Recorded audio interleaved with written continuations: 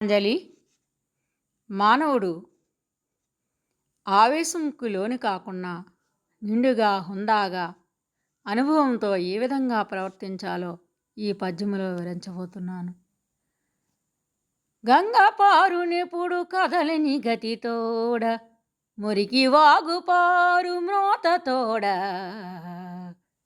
పెద్ద పిన్నతనము పేర్మీలాగురా విశ్వదాభిరామ వినురవేమా.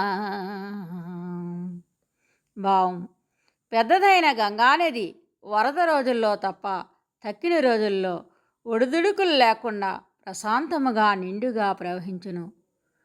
మురికి కాలువ ఎప్పుడునూ ఈగల మోతతో కూడి ప్రవహించును. అట్లే పెద్దవారు అనుభవజ్ఞులై ఆవేశంకు లోను కాక నిండుగా, హుందాగా ప్రవర్తింతురు.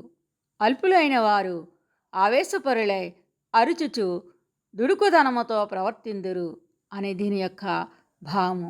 ధన్యవాదములు.